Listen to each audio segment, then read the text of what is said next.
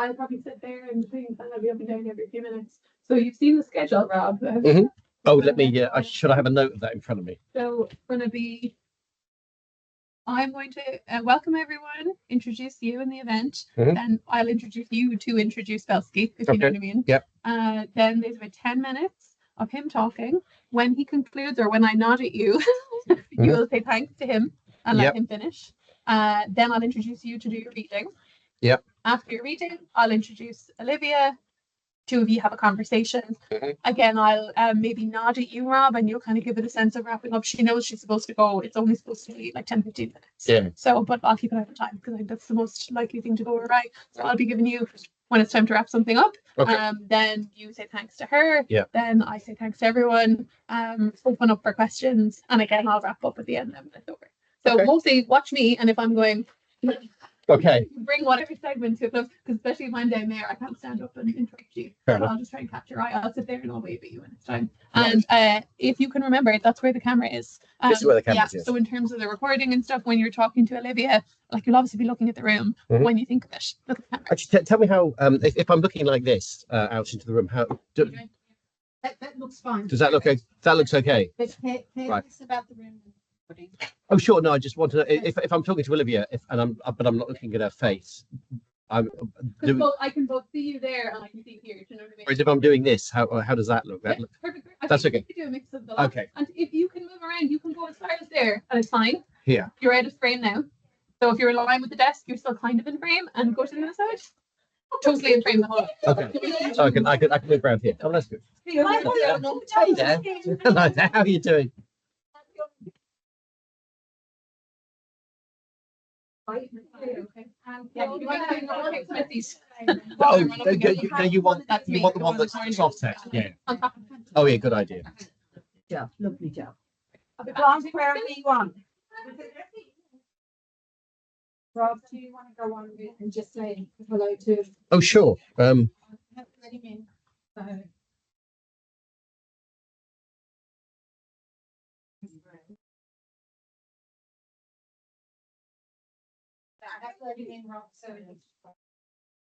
Cool.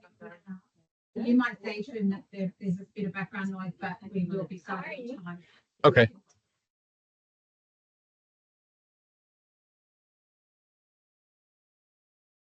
Okay, Rob, I'm letting him in now. Okay.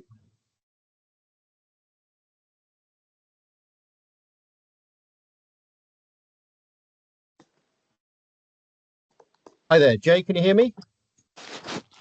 Yes, I'm on my phone and I'm trying to get it on my laptop. Oh, okay. Let's see what happens here.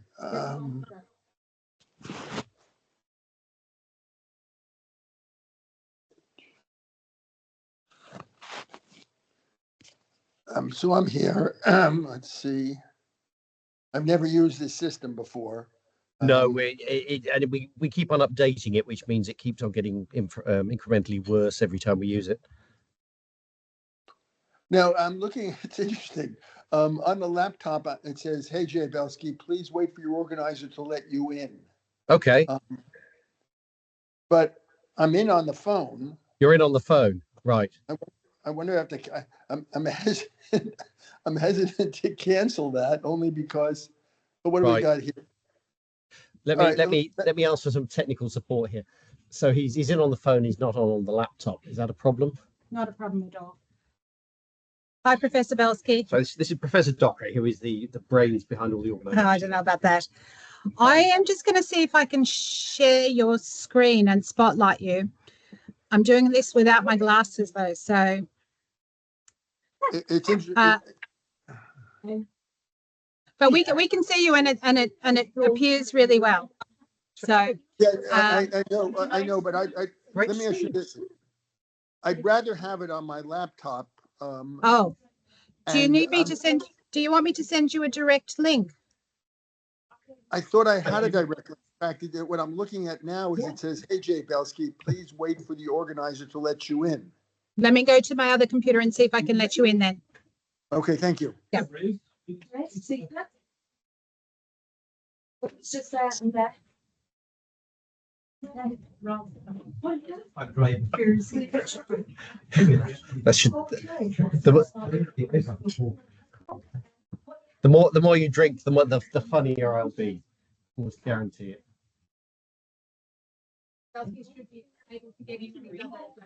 Okay, so yes, you should be able to. Oh, yeah, here we go. Yes, looks like we now have two of you. Okay. Yep. Now you should have one because I hung One up. of you, yes. Okay, great. Thank Terrific. you very much. So I'm here. Brilliant. We'll be starting in about 10 minutes. Yeah, okay.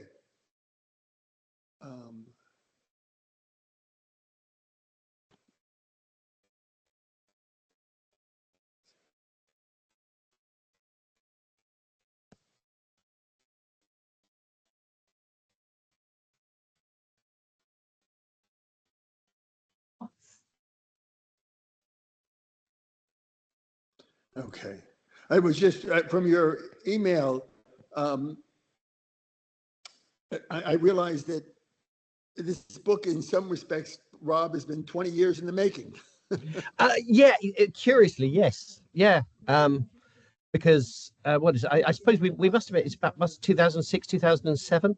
Was it just before or just after the 7/7 bombings? Oh, really? It was because I just started a new school, and it was almost in the first week that I started at the school that the 7/7 bombings happened. Right. Because that was one of the first things that happened in the schools. All the kids got sat down and told that this horrible thing had happened. But it would be on or around that time. And that happened to be not only my birthday, but I walked. I walked right by a half hour before where that blew up on my way to the office. That's right. It would be just around the corner, wouldn't it? It was, and I was in New York City on 9/11, so yeah. I started to think they're following me. It can feel personal, can it? I mean, you know what my birthday is, don't you? I'm sorry, what? You know when my birthday is, don't you? 7th of October. Oh my. Yeah. Right. Kind of thing. So the book is out now? It is, yep. It's been out for a bit. We were meant to have a launch last year, but various things got in the way. But this is a good time because I've just done the audio. So I mean, literally just come back from London, having done the audio version of it. Oh. So it seems like an appropriate way to go. You did the audio version of the book? Yes. So I read it for whatever the is it Audible? Audible. Yeah. And you read it through, and you were the because a lot of times they have professional, readers, kind of thing. How long? Yeah, they do. I mean, it was. I had to do a screen test for it. We did a test recording to see if I'd be suitable for it. It was kind of fun to do, although I did lose my voice soon afterwards. It's surprisingly hard work. Sorry, I'm getting some technical. Hello. I'm just fixing the sound here. Apologies. This one. Could you say something again, please? You want me to say something? Excellent. That's much better. Is that working now? Yeah, it is. That's much better now. Thank you very much. Okie doke. So that part is done, and then I'm going to just test if the spotlighting will work. Spotlight. So it should make us, there we go, just for when we introduce you. I'll turn off the spotlighting now for a second, and I'll turn that back on when I don't have to do anything. we're speaking. No, I will do it all. Hello, I'm Gillian. You'll be seeing me in a second. Okay, I'll leave you to it. You might need to pop over here in a second. Probably be ready to start in 2 minutes. Okay, so you want me out of the way while I think we're okay. Samantha is in charge of what's happening in the next. Hey, Rob. I'll just tell her she can put on the slide. Rob, have there been any? How's your own book doing? Have there been any reviews of the book yet? I've lost sound here. You've lost sound. Gillian, sorry, should I be able to hear this? I can't. I'm slightly deaf at the moment with the cold, but I've lost.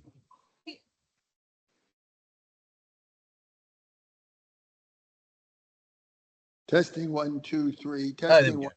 So it should be coming through there. Brilliant. Just coming from another source. Thank you. Okay. Rob? So yeah, that's working. Yeah. Have there been any reviews of the book yet? Not yet. No, not as far as I'm aware. But I'm hoping this is going to prompt some. That's one of the goals. Right. And it's been good. So Claire Lehman from Quillette, she's bringing me on, and they're going to publish some bits of it, so that should be nice. And I just got contacted by Chris Williamson's PA today. He does the Modern Wisdom podcast, so they're arranging me to be on that. That's got a very nice reach. So it's 3.5 million subscribers. So I'm hoping to get some good reviews out of both of those. I will send you. Yeah. I don't know what I find science podcasts very limited. They're usually pretty superficial. But I have found a couple. Sure. that I think do a decent job. Mm-hmm. And maybe you're aware of them, maybe you're not. But I'll send them along. Please do. Yes. The ones I listen to, kind of thing. So. You're emailing those, yeah? I will once. Sure. Once we're done. What is the sequence of events here? Remind me. So Gillian, who you just met, is going to do an introduction, and then I'll say a few words about your eminence, and then you're going to say whatever you're going to say, and then I'm going to read just the sort of opening half, sort of preface, just to give people a sense of the book, and then Olivia Judson's going to come along and ask me some questions about it, and then there might be some questions from the floor, I hope, and then that'll pretty much be it, apart from me thanking all my colleagues. If you could write a note, I will have a book coming out early next year called The Nature of Nurture. The Nature of Nurture. Oh, this is right. So this is in addition to The Origins of You. Right. And again, it'll be published by Harvard University Press, and it's about an evolutionary perspective on effects of early life adversity. Right. And that's coming out next year. Early next year. Brilliant. I'll certainly say that. Yeah. Okay. Thank you. Yep. Be able to sell 3 more. Say again? I'll be able to sell 3 more copies. Oh, I hope so.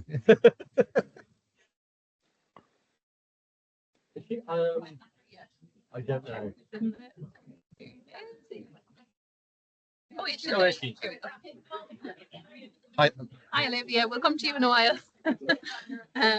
Okie doke. We'll wait till 5 o'clock. Will we go 1 more minute? You want me to get that plate? Up to you. Where do you want to go? You can probably stand over there if you want, and then just Am I? I'll be handing over to you anyway.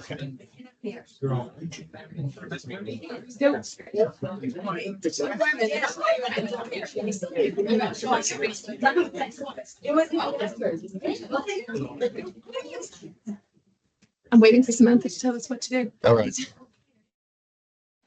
2 minutes. We do as we're told.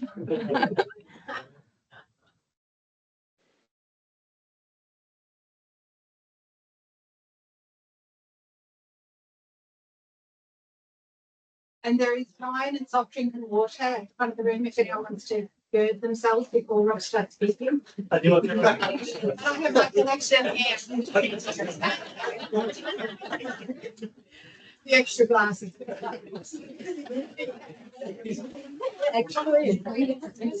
Soft drink. You sure? Yeah. Thanks for coming.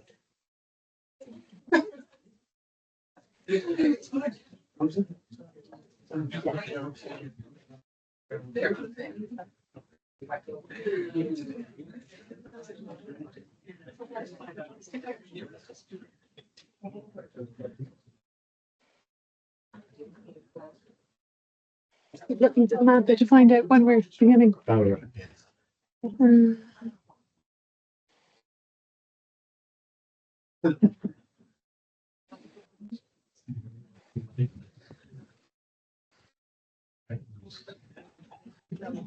Do you want a drink, Brett? I'm just. One in that big please. I just want to sip every so often, really, just as I dry up. That's lovely, thanks. So try not to spill it over everything. Yeah.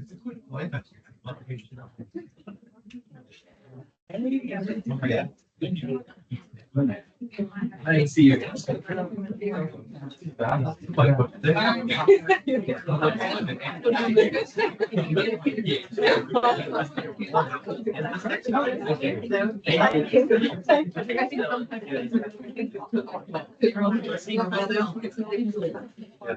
It's such a great place. Yeah.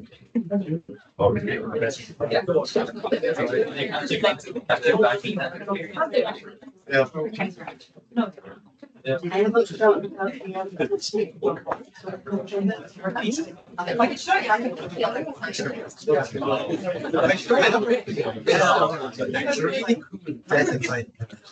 Okay. Is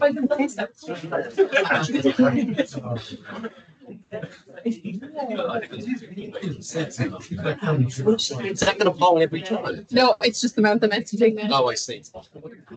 Oh, it doesn't bong when everybody comes in. No, it's people messaging. It's the amount of messaging every week.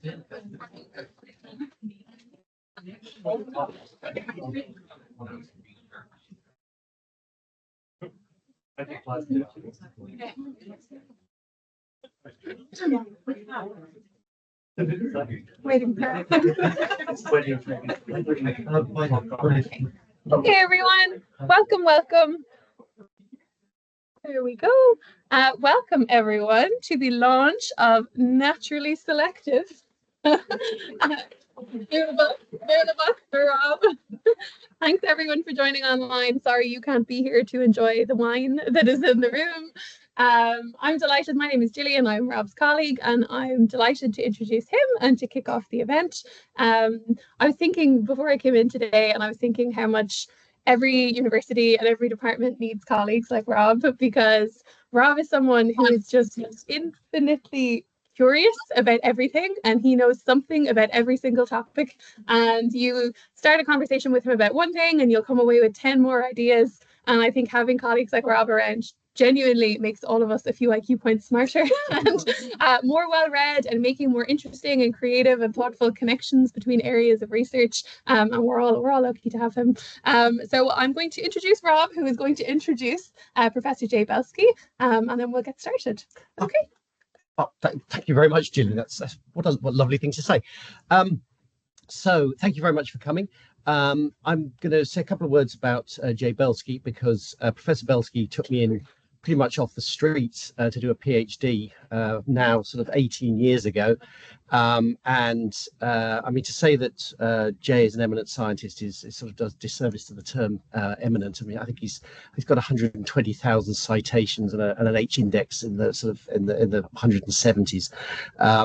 But it turned out he's very interested in evolution, and as was I. And he was extremely charitable with his time, and gave me a great big bunch of books to read and a go of courses to do, so that I could go off and do a PhD.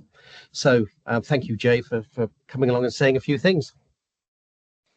Now, how do I? Well, it's my pleasure, Rob. This is like a elephant's gestation, you might think. As Rob said, 18 years ago, he came to me, and I think that's when this book was born. It obviously was just an embryo for a while. And it wasn't until after he left me that it was delivered out of the womb, and now it's matured and we have a grown-up. When Rob came to me, I was a bit surprised, to be honest. I'm a student of child development, which is not, and I'll use this word in quotes, a very sexy topic for many, given the focus here today. And my first thought when Rob told me he was interested in the evolutionary basis of female orgasm, it raised two hypotheses. One was that this is a serious intellect who's intellectually curious, and I knew this was an interesting topic that was up for debate. The second was that this was a voyeur masquerading as an intellectual, and that was not something I wanted to be caught up with for obvious reasons. But as it turned out, the first hypothesis was the one that received empirical support. And it was always fascinating to me how deep, scholarly, and determined Rob was in exploring this area. And I think you know, this book has taken a long time to come out, and longer than it should have for reasons of wokeness, quite frankly. And you know, here was Rob expropriating, you know, the female vision as a male. And, you know, he always knew that was going to be an uphill battle, but it turned out to be, you know, a much longer war than he and certainly I had hoped for. And I think this speaks to many issues. One is his perseverance. And that was something I, you know, taught all my graduate students, which is don't take a rejection if you get one personally, especially because it's not like the publisher or the journal rejected you. It was one or two reviewers. Go back again, make revisions, get new reviewers. Persistence pays off. But I think, as the opening speaker who was introducing Rob said, it's his curiosity that really emerged from all this. He didn't have a certain answer to his questions, but he had good questions and he pursued them. And I don't know anything more admirable in a scholar than that. So I will leave you with those positive words. And I can always say that I look back on my experience with Rob as I'm glad I accepted him. He's a world-class, outstanding scholar. Best of luck to you, Rob. Thank you. Thank you very much. I'm more than touched. Thank you. I want to say before you go, Jay has his own book out called The Origin of You at the moment, but he's got a new book out called The Nature of Nurture, which is coming out early next year, and it's going to be exploring when Jay says that child development isn't a sexy topic. I mean, that's what I would have thought when I was first studying, but of course it turns out that early life experiences calibrate you for the rest of your life, and there possibly is no hotter topic in evolutionary biology and human development. So anyway, I would recommend all of those. Please read those. They're going to be very accessible. Thanks very much. Thank you. I'll just unspotlight you there. So now, everyone, I'm going to introduce Rob, who's right here, who is going to do a reading from his book. Oh, right. Okay. I better. Okay. So this, I've just done the audio version of this book, and this is a passage that when you're doing an audio version of the book, you have somebody sitting in the next room who's correcting you if you screw up, which to begin with I did quite a lot. But this was a passage that made her laugh, so I thought that might be suitable. So it's really just from the as Jay said, there were some initial who are you to be doing this kinds of questions. So I thought I'd just sort of dive straight in with sort of what is this book about, why now, and why am I writing it? Lions, tigers, and bears. Oh my! All the animals have started having sex again. I mean, of course, that all the animals in zoos and wildlife parks have been having sex. Over the last few years, all over the world, there's been a veritable orgy of menagerie-based shenanigans from species previously thought coy. Once shy cheetahs have reproduced in droves. Hippos have frolicked. Even those notoriously undersexed pandas have joined in the debauch. What changed? Did the heating up of the climate similarly heat up their blood?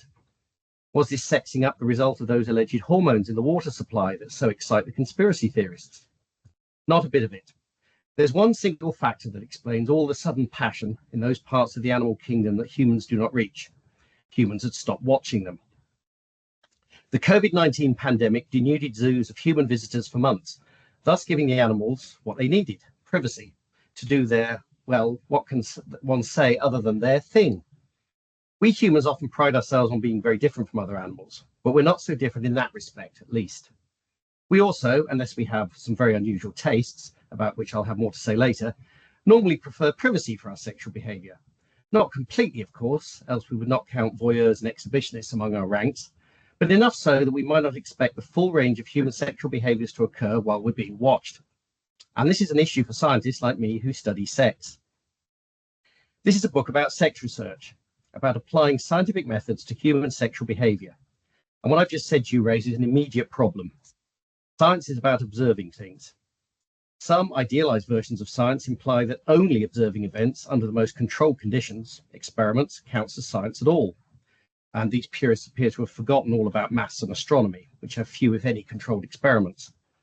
But as I've just pointed out, we sex researchers have a problem, because even other animals hardly have sex when being observed. Although of necessity I'll be discussing sex research as it pertains to both men and women, this book focuses on the mechanisms of female sexual selection. And this is because the bulk of what I study is the nature and function of female orgasm.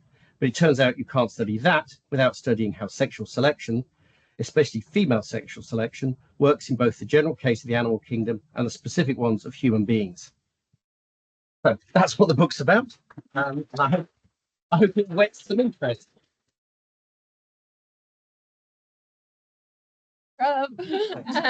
Now, I'm delighted to introduce Olivia Judson. Olivia, if you're able to turn on your camera. There we go.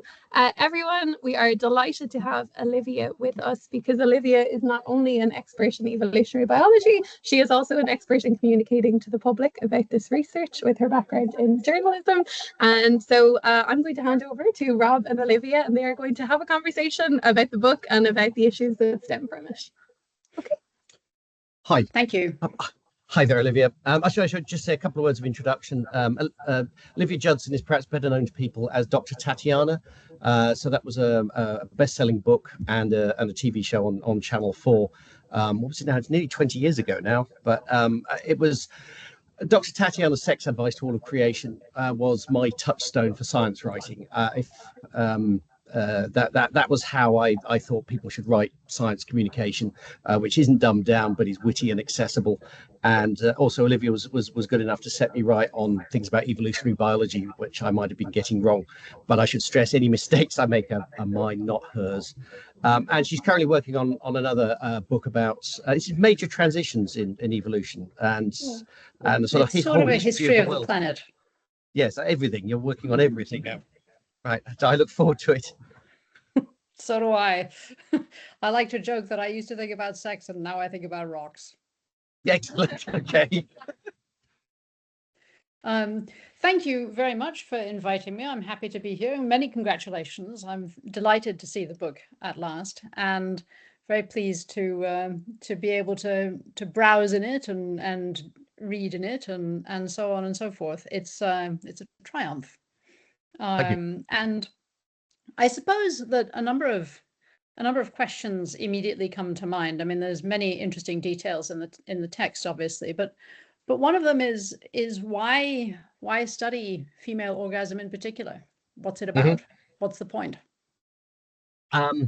Okay, so I suppose I became interested. I first came across a book written by Elizabeth Lloyd in 2005. I was on holiday, and it advanced the hypothesis that female orgasm did nothing of any interest, and I was sort of shocked and surprised. And the book intrigued me, and as I started looking into it, it sort of became obvious that there were some very disparate voices around this topic, and that I couldn't think of any other areas where people seem to be pulled in lots of different directions. I mean, there were people who were sort of anti-evolution, and you find those in society. But I couldn't think of many topics where the nature and function of a trait that is shared by half the population was under such fierce scrutiny. And that intrigued me, because there was clearly more than just a scientific thing going on here.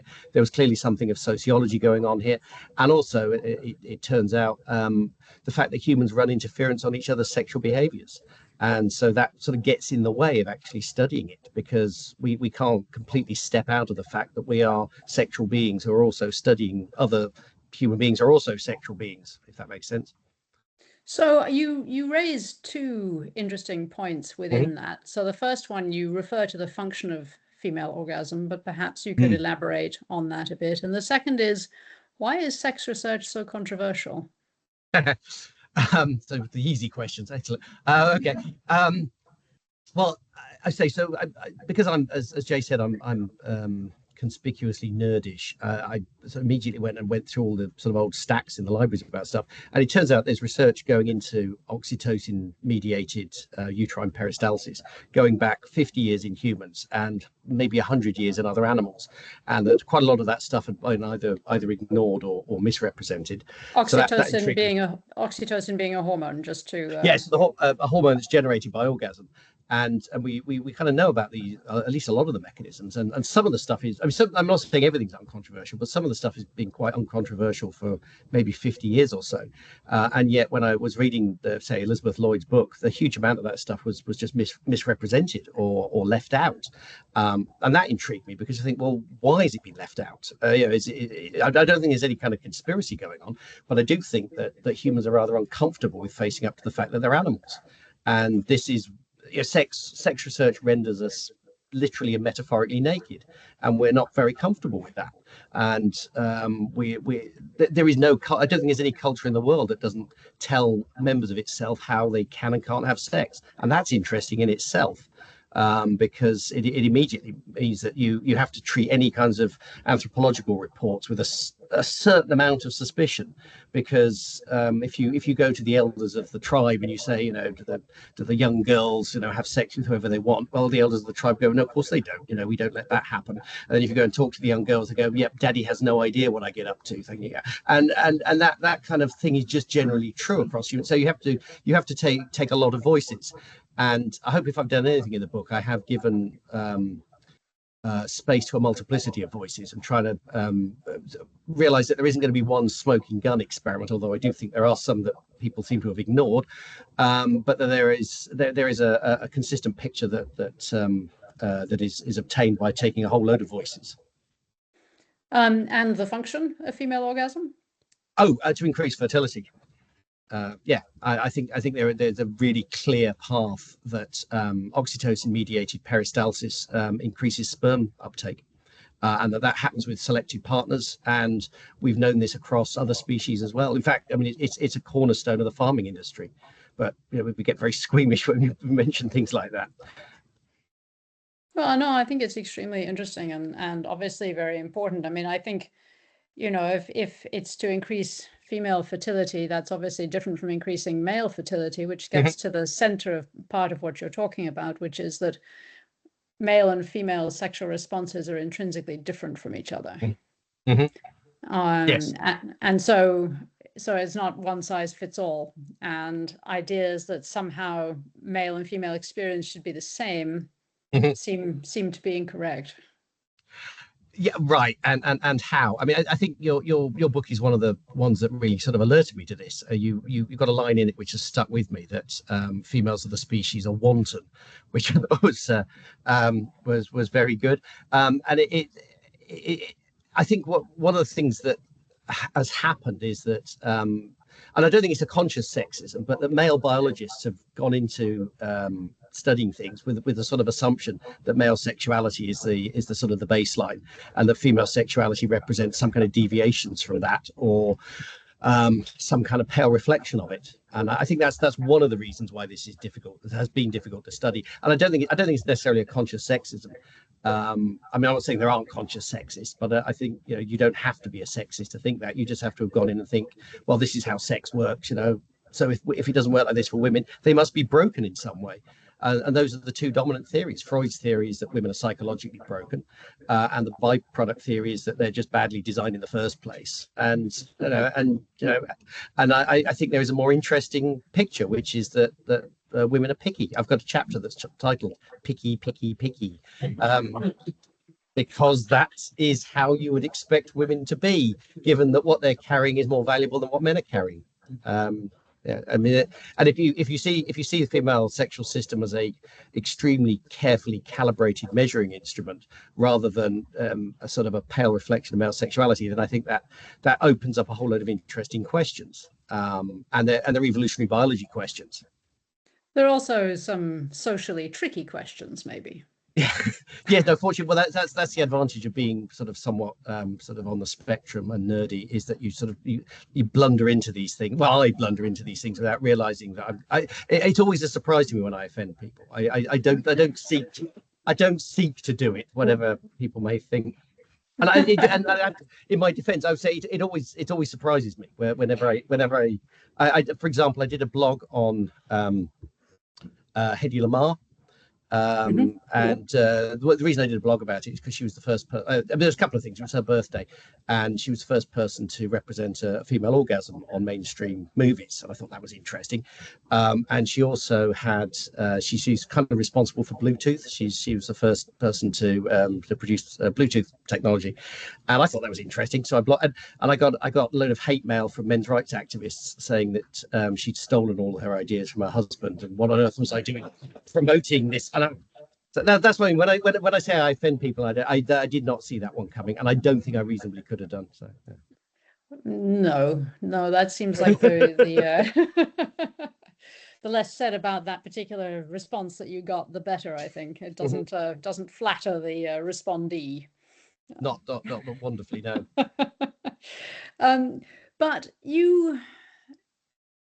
do you think that there's been a general problem within evolutionary biology about looking at female animals more broadly than just humans? Do you think that it's endemic or has been? Yes, because I think there's a tendency to see males as being the active agents and females as being passive and coy. And one of the stories, I can't remember whether you told me this or whether I learned this story while I was talking to you and asking about these things. But at some point, somebody told me the story of the soapberry bugs, where the soapberry bugs are ones where once the male has mated with the female, he'll follow her around and fight any other males who are around. And this was treated as mate guarding. And then female biologists came along and said, no, there may be more to this than that. You know, you look at what the female soapberry bug is doing, and little minx that she is, she's going and soliciting combat with the other males. She's going up and flirting with other males, and they're then engaging in combat. And if you open her up, she's got spermatheca inside her. She's got little mechanisms for selecting which sperm is going to impregnate her. And guess what? It's the winner of the fights. You know, so I mean, it's not that female sexual choice is passive. It's that it tends to be cryptic and less showy. Yes, although there's certainly some quite forward females in this neighborhood anyway. There's a pair of pigeons. There's a pair of pigeons that have regular sex on my balcony, and it's always the female who solicits. And they, and in fact, it's quite amusing because they have a sort of ritual preamble to copulation, which obviously in birds is very rapid, but they do it frequently, several times a day at the moment. And you have the sort of feeling that the male has a thought balloon, which is, again? Yes. There's a famous meme of a lion and a lioness going around at the moment, isn't there? Where the lion is sort of going, oh grief, you know, and the female is soliciting. I don't know how much it is, but it's 50 or 60 copulations a day or something, isn't it? Yes, it can be every few minutes. Yeah, no, very fatiguing. No wonder lions are always having a snooze. Yeah. Yes. And what would you say to well, and what's the take-home message of the book for people? What is the punchline, so to speak? Oh, blimey. That's an interesting question. Okay. I suppose that the females are, female sexuality is choosy rather than being a sort of pale reflection of male sexuality. It's complex, it's cryptic, and I think even just the basic anatomy, once you sort of grasp just how complex it is, just the idea that it's a byproduct is just a non-starter. I genuinely think we're going to look back on this period and go, how did anyone take that seriously? That something as complex and functionally integrated as those sections of the female anatomy, how could that be anything like a male nipple? Because that was the analogy that drew me in. Is this and I'm not saying it was necessarily a daft thing to think in the 1970s, but we've now got complicated MRI scans that show the complexity of this, and we can map the complexity of the female urogenital system onto the corresponding bits of the brain. And there's nothing like that with nipples. That's not a punchline, is it? Sorry. It's very interesting. In fact, I wanted to ask: are you giving 3D printed clitorises as party favors? I am indeed, yeah, and yeah, there we go. And I hope you got yours along with your review copy. Yeah, no, these so just in case you're wondering, these are life size, and that's what I mean by saying if you read Elizabeth Lloyd's book, and this is, I don't want to have a go at Elizabeth Lloyd. I mean, without her, I wouldn't have a career. But she's got this analogy in there that the clitoris is like a nipple, like the male nipple, and it isn't. It just isn't. You know, it's large. It's made of erectile tissue. It's got a huge amount of nerve and blood supply. It's got its own region of the brain that's completely unlike the somatosensory cortex of the male genital system attached to it. And it's just, you know, the moment you sort of read about this, you kind of go, well, of course it's doing something. So then the question is, what is it doing? And that's what really puzzled me, I suppose, about Lloyd's book, is that it almost felt like a willful disregard. Yeah, and I'm not saying it was a conscious thing. It's almost as if we don't want to know the truth. And that I guess if there's a punchline to the book, it might go something like, you know, there's is it Paul Gilbert, the psychologist? He said at some point in their career, every psychologist has to write the sentence, "Humans are the only animal which," and you have to fill that in with something. You know, that's and I think my version would be, "Humans are the only animals that pretend that they're not." Would be perhaps a punchline that, you know, we spend an awful lot of time pretending that we're not animals, and that gets in our way of understanding things. Yeah. Yeah, I agree with you completely. I think that's absolutely right. And do you think that males and females are in conflict about this? About orgasm? Do you think that this is a sore point sometimes? Mm-hmm. I think there can be. I think there are. I think one of the things that some of my evolutionary psychology colleagues, one of the mistakes I think they make is thinking that there's kind of one pattern, and that one pattern is something. I mean, I think to a first approximation, savanna plains of Africa, small groups, all that kind of stuff is a very, very useful heuristic. But I think it can obscure the fact that there are different arrangements that humans can come to that are more or less stable. And one of the biggest axes on this is what the anthropologists, the Whitings, called the aloof intimate axis. And there are aloof societies where the men and women really just don't get on. They can live in separate villages. They can have separate languages. There's usually some kind of ritual where the boys, when they reach a certain age, will walk over the breasts of their mother and spit on them and this kind of stuff, and then live with not live with the women anymore. And they still have little aloof tribal members. They'll still have sex, but it tends to be quite clandestine. It tends to be quite coercive. It tends to be possibly commercial, and the relationship between the sexes there is one that I wouldn't want to necessarily participate in. And then there are intimate arrangements where the men and women live together. They share childcare. There's always some sexual division of labor, but they more or less get on. And I'm not quite sure why some cultures fall more towards one pattern or the other, but it certainly is represented in the way that they represent sexual pleasure for both sexes, but particularly sexual pleasure for women. So if you go to the temples at Karnataka, there are eye-wateringly intimate statues, you know, where sexual pleasure is depicted in the living stone of these 1,000-year-old temples, and they go to a lot of effort. So they go, right, we're going to make sure everyone has a good time.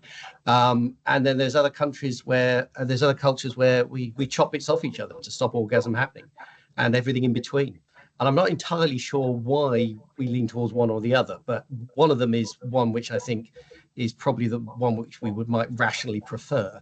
And those cultures they dictate how women are allowed to have orgasms or not as well. I mean, that's something that I found when I looked at the anthropological literature.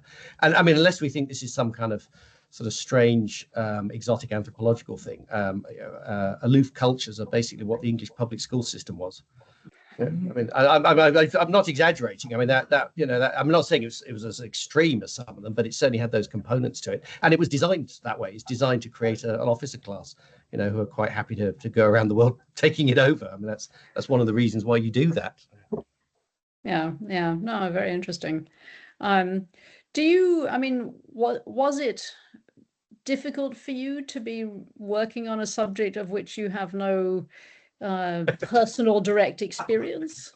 Yeah. You know, I read a book by an American general who said that for most people, writing about war is like virgins writing about sex. And did you feel that a bit with female orgasm, that it was a sort of slightly elusive conceptual thing?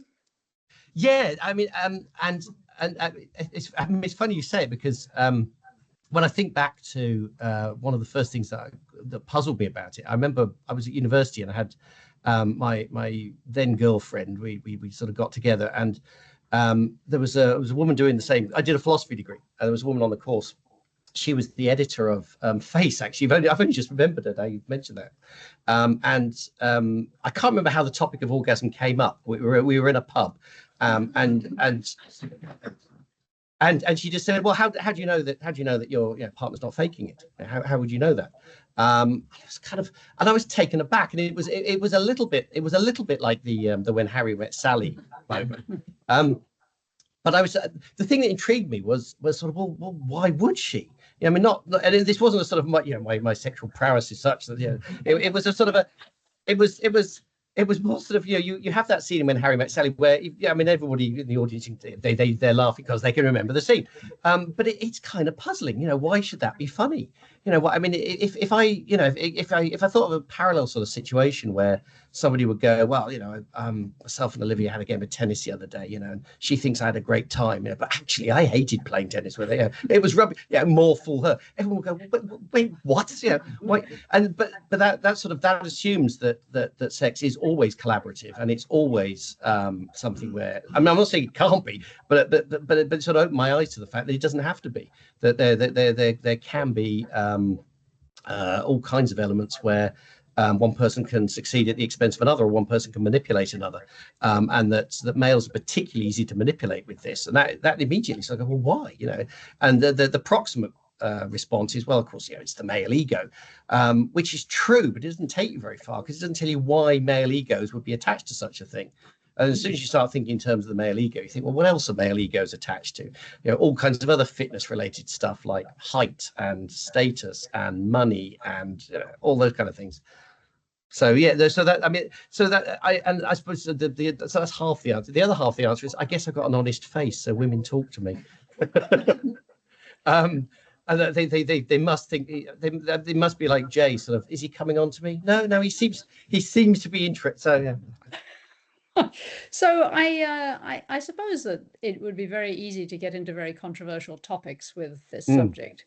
One thing that comes to mind as we talk is the extent to which some fertility treatments override mechanisms of choice. I mean, do you think that can occur? Is that something you are comfortable commenting on, or not really? It's not my area. I hang around people whose area it is. I know that, for example, there are people who suggest that, for example, if a woman is on the pill, that can change her partner preferences, and that can sometimes manifest itself in the fact that a partner's smell can suddenly become unattractive, and that there are people who I know, there are some fertility experts we might end up working with, and some of them do advise changing your contraceptive method if you're I mean, not just obviously going to change your contraceptive method if you want to have a child, but also that you might actually your partner preference might change if you're thinking of having a long-term partnership. And that was intriguing, because it linked to one of the findings that we had in our early studies, which was partner smell was such a huge predictor of female sexual response. And that's interesting, because partner smell seems to advertise immune system compatibility. So there do seem to be a bunch of things that are going on there, which I think need to be more studied. Yeah. No, it's absolutely fascinating. I mean, will you be studying that next? It depends if I get a grant. I think it's hard to get people in studies for sex research. They probably need some sort of financial incentive. If we get a partnership with a fertility clinic, then that might work. So that's something I'm working on. Yeah, because we actually got contacted by they were called Cube, which is the Dr. Vishnova in Prague.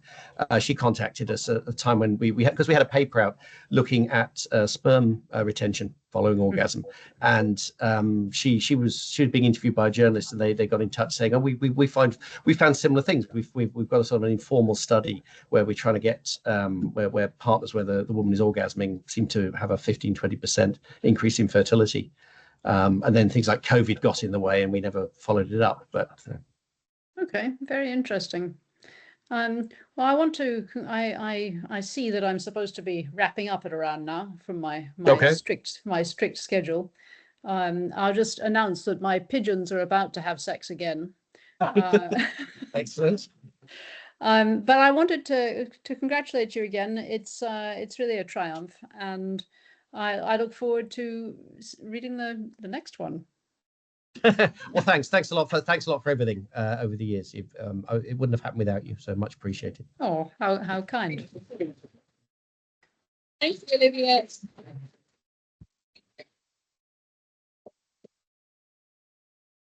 I don't know how clearly you can hear all the sound in the room, but everyone most enjoyed that conversation. It was very, very interesting. You could tell it wasn't scripted. We could tell. It was good. It was good. Harry met Sally was a detour. It was good.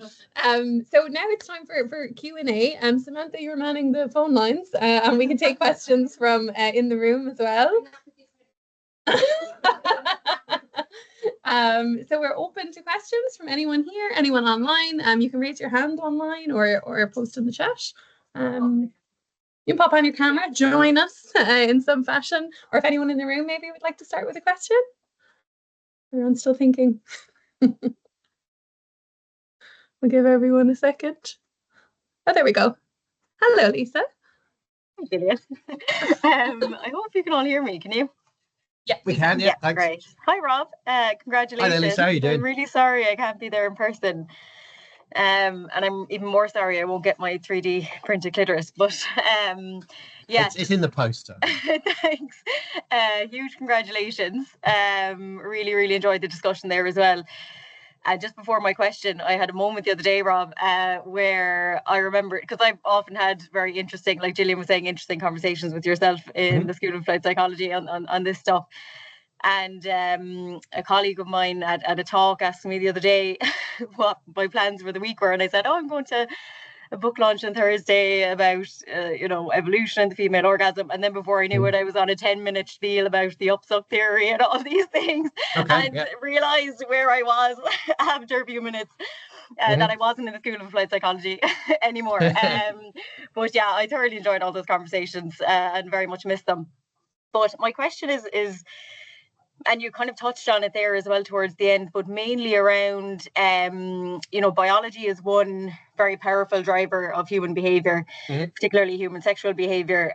But kind of, public health policy and social policy are also very strong drivers. And I just wonder about that intersection between, birth control, abortion, all of these things, and how they might impact our willingness to both participate in sex and reproduce, and also taking into account kind of the current climate, or even around, cost of living, the housing crisis. An awful lot of people in their 30s are still living at home. And, I just wonder your opinions on how all of these kind of external factors are influencing sexual behavior, particularly among women. Right. So yeah, well, can female orgasms solve the demographic crisis? Kind of thing. I mean, I think the short answer is no. But I think it can play a part. I think you've definitely hit your nail on the head. There was a survey out, I think it was a couple of weeks ago, that suggested that 50% of men between the ages of 18 and 35 had never asked a woman out. And we're talking about heterosexual relationships only here. So there's various kinds of crises, demographic crises, in terms of we're not producing enough population, and unfortunately as humans we've also now politically coded that debate, so it's now become a right-wing left-wing thing, which is just horribly pernicious. I think I would say anything that sort of focuses on one sex is probably likely to get politically coded. And I think probably the most important solutions are probably going to come from what you just said, which is the cost of living stuff. I mean, people don't feel comfortable having children because they don't feel that they can provide for them, and they don't feel that they can support them. So, you know, we need social services, we need affordable housing, you know, those kinds of things, and also, and yeah, this sort of overlaps with some of the things that obviously Jay's famous for, childcare provision. Because if we've got, there are some people who go, well, you know, it was better in the 50s. Going, well, it's kind of better. I mean, in the sense of women not really having any opportunity to go out and work. But they were having lots of babies. We don't want to roll those things back. And if we're not going to roll those things back, then childcare has to be it has to be a proper profession, you know, so that women can work, you know, and I mean, as much as they want to. And in terms of improving relations between the sexes, yeah, I mean, I think that understanding female sexual response is definitely a thing that could improve relations between the sexes. Yes, but while also increasing fertility. Yeah. Great. Thanks, Rob. Thank you very much. Yeah.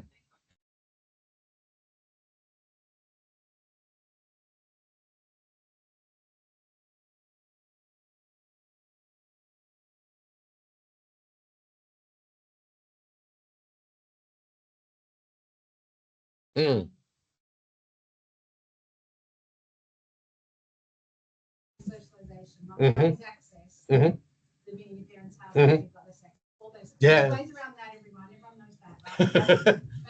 but I just think there's other ways, including what work gets funded and what work gets published, and your own challenges in getting this book published. I wonder if you might speak to a bit about that, about how politics and social drive research, which drives our understanding about us.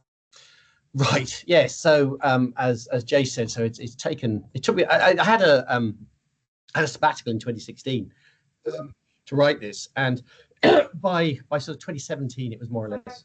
Yep. Have I? Just from the chat, can you repeat the questions for people on summary of what I asked? Oh right. Yeah. So I'll do my best. Samantha asked. Samantha asked something to do with what? Yeah, no. How so social and political factors constraining the science. I mean, we're living through almost an unprecedented amount of people telling scientists how to do science, and I think that's, you know, it's always poisonous. And I really don't want to make a particular. I mean, there's some obvious people who I'm not going to mention because you know, we're trying to interfere in science at the moment. But it's a general human thing that the humans try to interfere in and decide in advance what we're going to allow to be known. And I just think that's pernicious. It doesn't matter, and it doesn't matter if people are doing it for good reasons. It always results in something bad. In the case of my book, as I said, I had a sabbatical in 2016 to start writing it, and it was more or less done by 2017. And then I learned, and I won't say exactly how I learned, but through an insider, that suddenly this publisher who I had a very good relationship with, the editor had changed, been replaced with someone else, and that suddenly a guy writing about female sexuality was considered a third rail, and they pulled the plug on me, which was kind of a bit depressing, particularly as at the time I was in and out of hospital with a detached retina, and I really didn't have the capacity to deal with it. So when when all of that was done, that's one of the reasons I was so grateful to Olivia, because she put me in touch with her agent, who got me to rewrite the book as something that would be perhaps more accessible. So all the science is in there, but a lot of it got moved into footnotes. And by the time I'd rewritten it and done those things, the political climate had changed, and there were a lot of publishers who were snapping my hands off to get hold of it. But it was, but I remember thinking, if I'd been a young researcher, which I'm clearly not, or if I'd been right at the beginning, it would have been very easy to be put off, and very easy to be, you know, to feel that that there were sort of forces arraigned against you.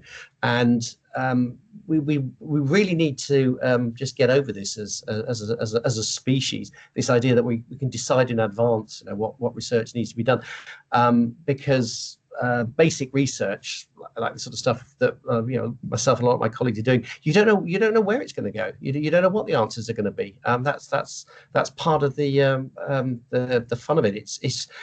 And it pays rich dividends. I mean, we're looking at a situation where people are looking at the university and going, oh, what do the universities provide? The amount of bang for your buck you get out of universities is absolutely colossal. And civilization is built on the back of that. It's not just built on the back of private enterprise. Not I've got anything against private enterprise, but a huge amount of private enterprise, it can't take those kinds of risks. It can't amortize those kinds of risks across different institutions, and it doesn't share things. It doesn't have the same ethic of sharing information, and that's what universities are all about free sharing of things. Does that? Yeah, no, I think that's really some ways, because I think the future might be in private enterprise. How we explore topics that through government policy might not get funded, but there might be money to be made, for example, or money to be made. What drives an orgasm? I mean, it did happen. I know people who Fisher, for example, she ended up. You've probably seen her doing her TED talk all about people in love in brain scanners. It's quite a famous one. But the people who actually paid her to carry on doing the research were I can't remember which dating app it was now, but one of them, Tinder or one of those, ended up giving her a load of money to carry on her research because she couldn't get it done any other way. Sure. I mean, I think it's a shame if it goes that way, because and I've got nothing against business, but business has ideals of intellectual property and patents and a bottom line for shareholders, whereas universities have a bottom line of free sharing of information. And it's those things can pull in slightly different directions, and I think it would be a shame to give those up.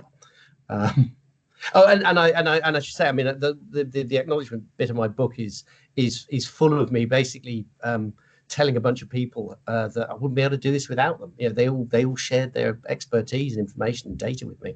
I mean, it's got my name on the front of it, but what's in there is being filtered through a lot of brains, most of whom are smarter than me, and all of whom were incredibly generous with their time and data. And that would be a terrible thing to give up. Okay, we have time for one more question. Anyone wants to make it a good one? Maria? Far away. Well, you might answer this already. I'm so busy running around with the I'm not sure if you've actually answered this or not. But really fantastic to hear Olivia talking with you and Jay and so forth. And work is very grounded in the theoretical and the ego and all the rest of it. But one of the things that's very clear throughout your work is if people aren't having the crack.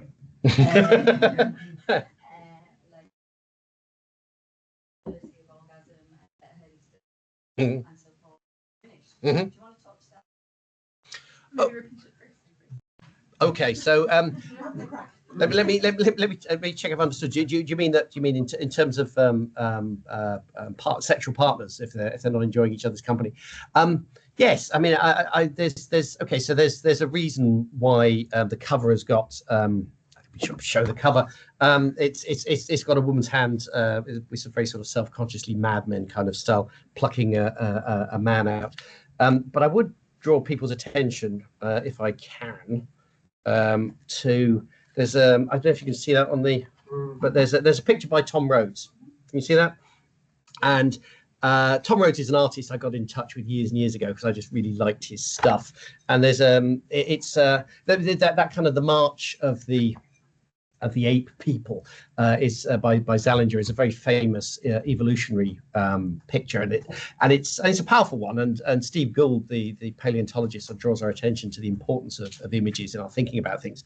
And we've got this idea of evolution as being sort of you've got sort of something a bit like a gibbon sort of at one end, and then kind of striding forwards, and then there's a man. It's always a man at the other end, and he's got something in his hand that's important. It's either fire or a weapon, but he doesn't have any genitals because that would lower the tone. But even though he's naked, but the Tom Rhodes picture, if you have a look at that one, it's got both sexes, and they're in each other's company, and they're even enjoying each other's company. Who could imagine? And the reason, and it's not Man the Hunter or or man the tool maker. It's humans the lovers, which is the image that Tom is putting over. And I really like that because it stresses the fact that we are mutually sexually selecting creatures. We have created each other. Now, sometimes we might look around at the world and not like that a little bit. You know, I go, well, anyway, well, are we actually responsible for each other? Yeah, we kind of are. You know, we are the reason the world is like it is because our preferences have made the world. And that can be a rather sobering thought, but it's also quite an empowering one, which means that we, you know, if we want to change the world, we can all do that. You know, we can stop having sex with psychopaths. we can all decide to do that. And that all it would take is 20 years and those genes would go away. For example. Is that a useful answer to the question? Okay. Excellent. Okay, thanks, Rob. I'll start to wrap up on that note. Thanks everyone for coming. Thanks everyone online, everyone here in person. I know Rob wants to say thanks to the School of Applied Psychology. The Research Support Fund supported this launch. As a school, we talk a lot about culture and about supporting colleagues, and it's so nice to have an evening like this where we just celebrate something that someone has done. And people say a lot that writing a book is a lonely process sometimes. And it's so nice at the end to come together and everyone's just delighted. So delighted for you. Exactly as Olivia said, it is a triumph. They are on sale for, I believe, €30 and Rob takes Revolut. I'm actually not joking. So there's wine here. We'll have a mixer. I just want to say a final thank you to Jay and Olivia. I don't know if you want to say anything to the two of them, Rob, just to say thank you very much. No, thanks to both of you. I mean, none of this would have happened without you both, and it's very much appreciated. And I also want to say thanks very much to my colleague here, Gillian, who also has a book out, I should say, called Memory Lane. And also, I mean, all of the SOAP people who SOAP has been an extremely supportive environment, and there was money and time, but also support of colleagues. So thanks to all, including particular Nicola Barry, who I know couldn't be here this evening, but wanted to be. Oh, is she on? Oh, brilliant. Okay. But also my colleague, Dr. Maria Dempsey, and Professor Dockery, without whom none of this would have happened.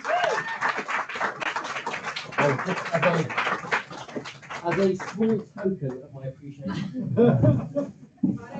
I know. Oh, lovely.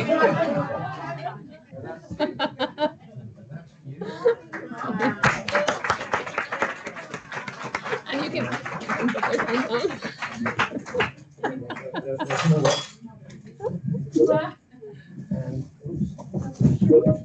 Gillian, that one's for you. Oh my God, thank you. Thank you very much. That's beautiful.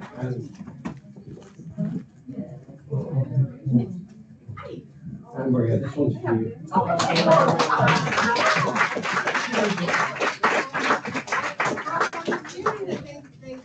There was a deliberate choice in the flowers. I think so. There's no symbolism at all. No, I have no idea. Yes, thank you.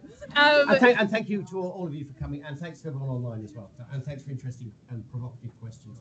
Thank you very much. Thank you, Rob.